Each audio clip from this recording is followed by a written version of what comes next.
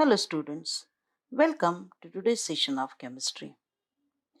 Today we are going to start with fifth lesson of your syllabus, that is electrochemistry. So let us start with electrochemistry. And the weightage for this lesson in board exams will be 5 of 7 marks. That means with options 7 marks question will be asked, out of which 5 marks questions will be compulsory there. So let us start. First and most important thing is definition. It is the branch of chemistry which is concerned with interconversion of chemical and electrical energy. So it is one of the branch of chemistry. Actually, this branch belongs to physical chemistry, and physical chemistry is the basic chemistry. And in this branch of chemistry, what we are going to study? We are going to study interconvergence of two kinds of energies. That is chemical energy into electrical energy as well as electrical energy into chemical energy. So both interconvergence as the name suggests, we are going to study in this branch. So let us take few examples. What does exactly it means? Dry cell, do you know? It is used to power our electrical and electronic equipments because it generates electricity. Do you know how does a dry cell generates electricity? A chemical reaction occurs in it which generates electricity. Thus, in a dry cell, chemical energy is converted into electrical energy. So, this is one kind of conversion.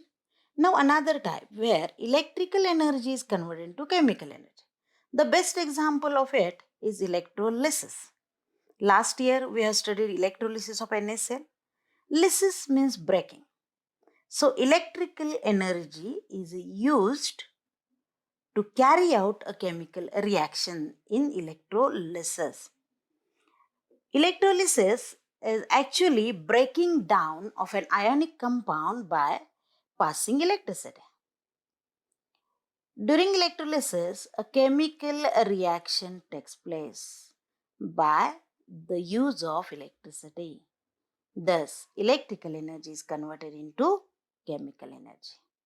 Hence, we can define as electrochemistry is the branch of chemistry which is concerned with interconversion of chemical and electrical energy. We are going to see both types in detail in this lesson.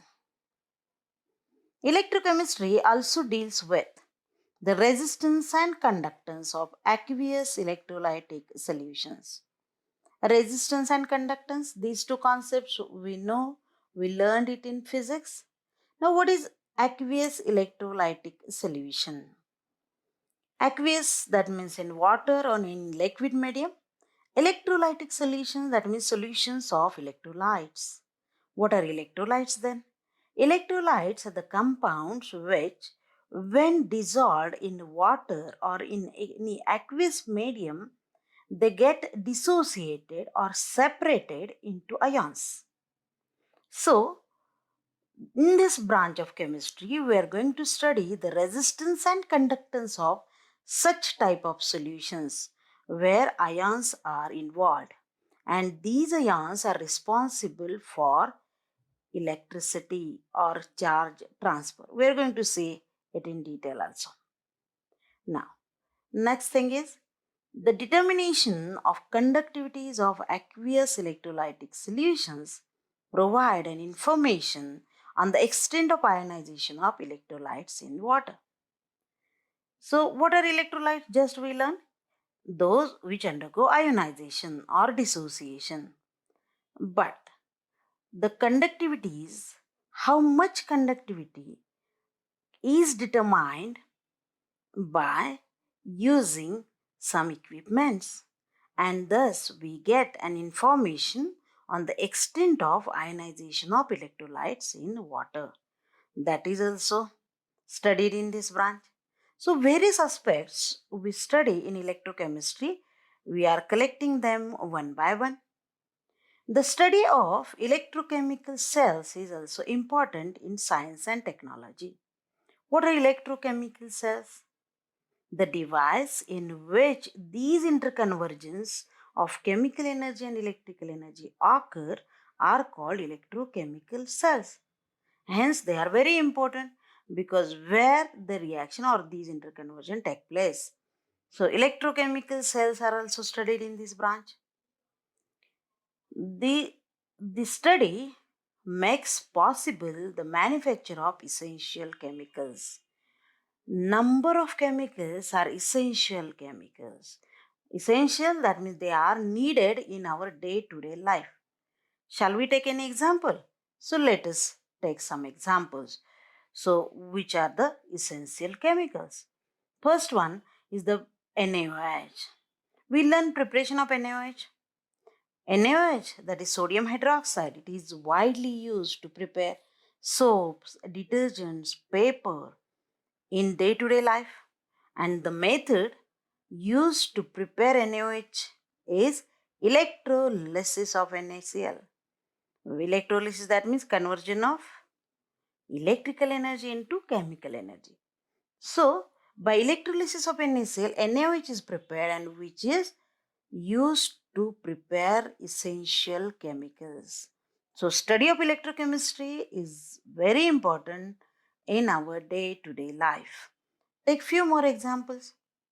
Production of fluorine is done by electrolysis, and that is the only method to prepare fluorine. Next example, the processes such as electro refining. Refining means purification. So, purification of metals, if it is done by using electricity, that is called as electro refining. That is also studied in this branch of chemistry. Take one more example, electroplating. It is again very important, that is coating of one metal on the surface of another. It is also an electrochemical process. So number of electrochemical processes are there which are useful to prepare essential chemicals. That means those are important in our day-to-day life. So electrochemistry has lots of significance in our daily life. Now, electrochemical cells, what happens there actually? So basic thing or basic type of reactions that take place in electrochemical cell are redox reactions. Redox reactions are the basis for the generation of electricity by chemical reactions and also for chemical reactions brought out by means of electricity. And all these processes are carried out in an electrochemical cell. That means basic which type of reactions are important? Redox reactions. Redox reactions means the reactions in which reduction and oxidation takes place simultaneously. And these type of reactions are useful for these interconvergence and they take place in electrochemical cell. And electrochemical cell, its study is done in this branch of chemistry. So electrochemical cells, their design and their operation is carried out in electrochemistry. So electrochemistry deals with the design and operation of such electrochemical cells. So this is all about electrochemistry, what we are going to study in this branch of chemistry and what is included in your syllabus. So, or one more example we can take, fuel cells. Have you heard about it? Nowadays are very popular as they are non-polluting, they are generating electricity. So fuel cells nowadays are used as convenient and compact source of electricity. And hence fuel cells are used for generation of electricity in satellites as they are non-polluting as well. Now let us start with this lesson. The first concept we are going to study in electrochemistry is electric conduction. So what is mean by conduction? Electric current means charge transfer. So electric current, basically what it represents? It represents a charge transfer. What is charge transfer? Charge transfers, it is also known as flow of electricity. Flow of electricity occurs through substances called conductors. Conductors are the means by which electricity flows or charge transfer takes place. So, there are two types of conductors which give rise to two types of conduction of electricity. Listen it carefully. Do you understand what is meant by electric current? It is a charge transfer or flow of electricity. It takes place by means of some substances called conductors, and these conductors are of two types. The first type is metallic conduction. As the name suggests, metallic, that means metals are involved. Electrical conduction or the charge transfer, if it takes place through metals, then it is metallic conduction. In metals, direct flow of electrons from one point to other takes place. That means, if you know what is metallic bond, you will understand it in a better way. Metallic bond involves free electrons, or those are called mobile or moving electrons. And these electrons, as they are free to move, electricity is passed from one end to another through these free electrons. So, metallic conduction is the electrical conduction through metals which involves a direct flow of electrons from one point to the other. Thus, metallic conductors are electronic conductors. Understood? This is first type of conduction, that is metallic conduction. Now, second type is electrolytic, or it is also called as ionic conduction. As the name suggests, again, in this type of conduction, ions are involved. So, electrolytic conduction, which involves conduction of electric current by the movement of ions of the electrolytes, that is called as ionic conduction. In this type of conduction, the charge transfer occurs in the form of movement of ions. In metallic conduction, there is movement of electrons. But in ionic conduction, charge transfer occurs through the movement of ions. And where these ions are produced? Those are produced from electrolytes. So we have just seen the definition of electrolytes, the substances which undergo dissociation in aqueous medium or in molten condition. Those are called as electrolytes. That means when an electrolyte or that substance is added in aqueous medium, that gets dissociated into ions. And hence, if the charge transfer takes place through the movement of ions, then it is called as ionic conduction or electrolytic conduction. And then, which are the substances? Those are called electrolytes. There are only three types of substances which work as electrolytes. This is very important. Remember this. Electrolytes are the substances like salts, acids, and bases. Only these three types. Acids, those may be strong or weak. Bases, those may be strong bases or weak bases.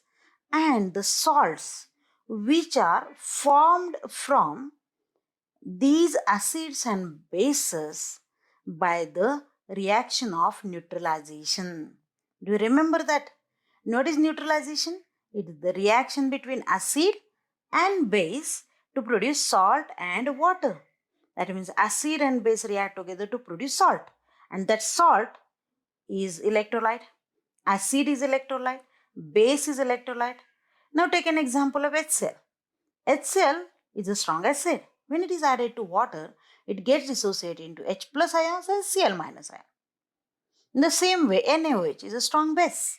When it is added in water, it gets dissociated into Na plus and OH minus ions. And in the same way, when HCl is treated with NaOH, what is the product? NaCl and H2O.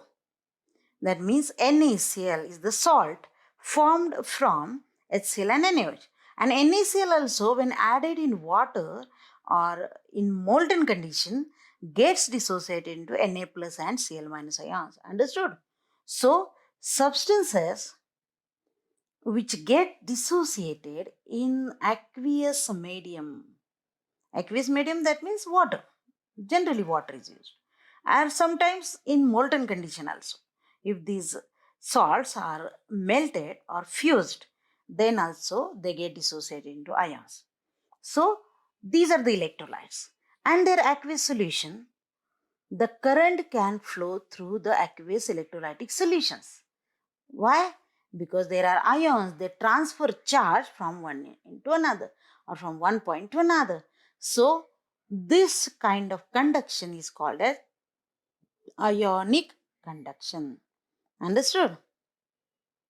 Now, it is given here also.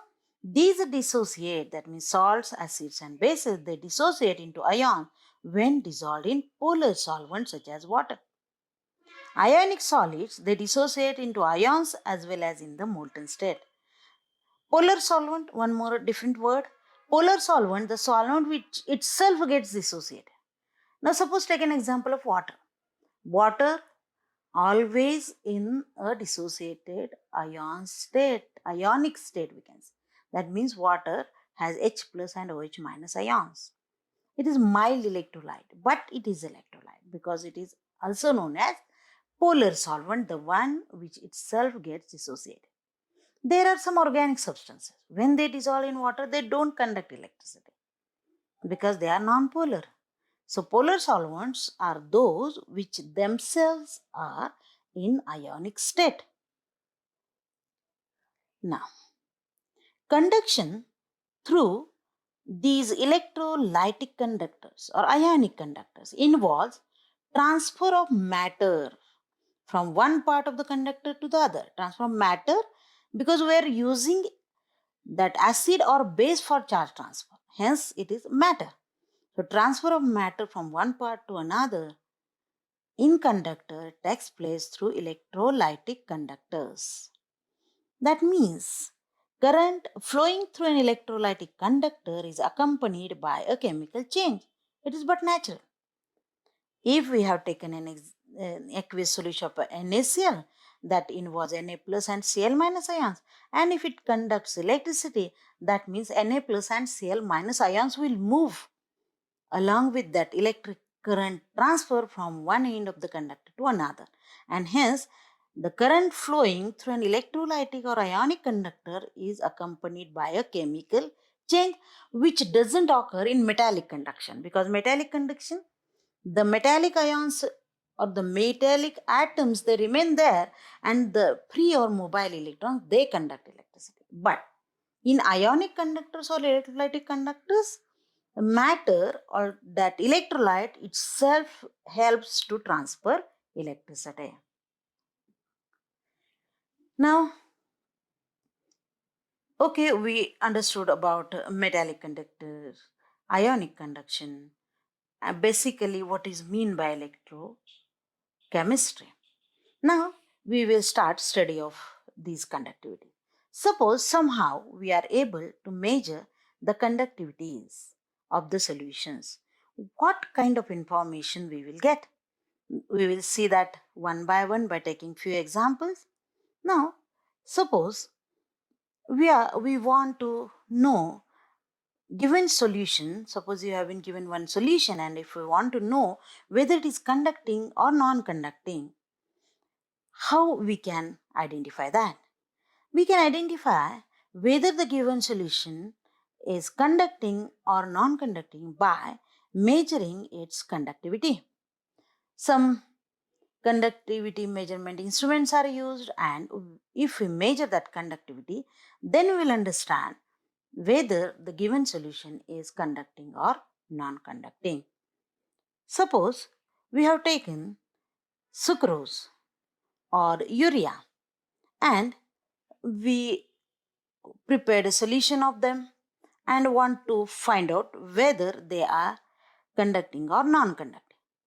But these substances, they do not dissociate in their aqueous solutions and hence they don't conduct electricity.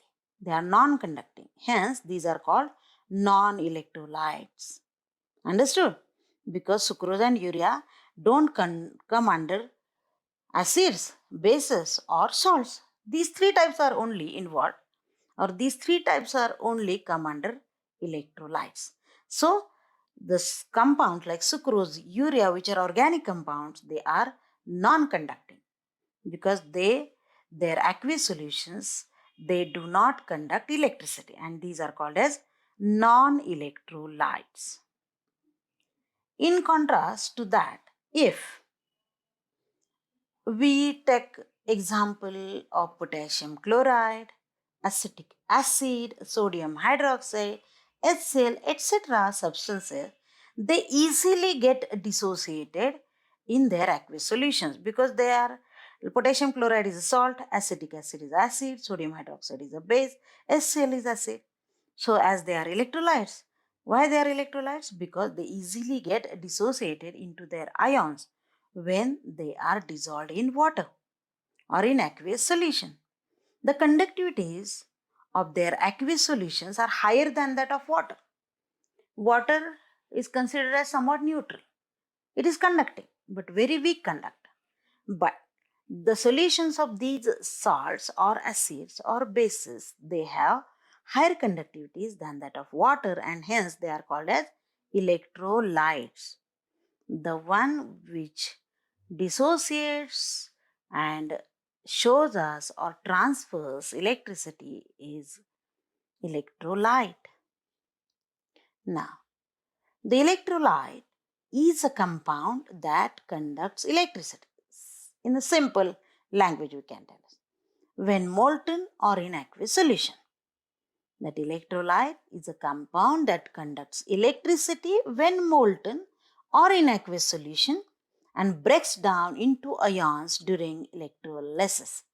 So, electrolyte definition is like this. Now, on the basis of high or low electrical conductivity, electrolytes are classified into two types: strong electrolytes and weak electrolytes. So, criteria for this is whether it is highly conductive or it shows low conductivity. Depending upon that, they are classified into two types. The first type, strong electrolytes. The substances such as ionic salts, strong acids, or strong bases are almost completely dissociated in aqueous solutions and hence they are called strong electrolytes. Now, what is meant by complete dissociation? That means, suppose we have taken 100 molecules of HCl. HCl is a strong acid and it is an example of strong electrolyte. Suppose we have taken 100 molecules of HCl and we added it in water. What happens is all 100 molecules, they undergo dissociation producing 100 H plus ion and 100 Cl minus ion. As the number of dissociated ions is such a large, that means complete dissociation it is called. Hence the conductivities we measure are very high and hence these are called as strong electrolytes. That means the one which dissociates completely or to the higher extent is called strong electrolyte. And the example of that is strong acids, strong bases and salts. And these electrolytes, strong electrolytes, they show high conductivities. And in contrast to that, the weak acids and weak bases, these are the only types those come under weak electrolytes because these dissociate to a very small extent in aqueous solutions and hence they show lower conductivities than those of strong electrolytes. To a very small extent means suppose we have taken weak acid like acetic acid. And if we have taken 100 molecules of acetic acid and dissolved in water, what happens? Only 20%, 10% of that acetic acid gets dissociated into CH3CO minus ions and H plus ions. In contrast to HCl, what I told, 100 out of 100, 99% suppose of HCl gets dissociated into H plus and Cl minus. That means the one which gets dissociated to a very small extent is weak electrolyte, and the example of it is weak acids and weak bases. And strong electrolytes are strong acids, strong bases, as well as all types of salts. They are strong electrolytes. So now the time for assignment. And today's assignment is only write down these 5 definitions. First one is electrochemistry, second metallic conduction, third ionic conduction, fourth strong electrolyte, 5 weak electrolyte. So students, please go through the video again and again to understand the concepts more clearly, because these are the basic concepts on which all the remaining part of the electrochemistry depends. So try to understand, try to clear all your doubts by asking them on my personal number. Thank you.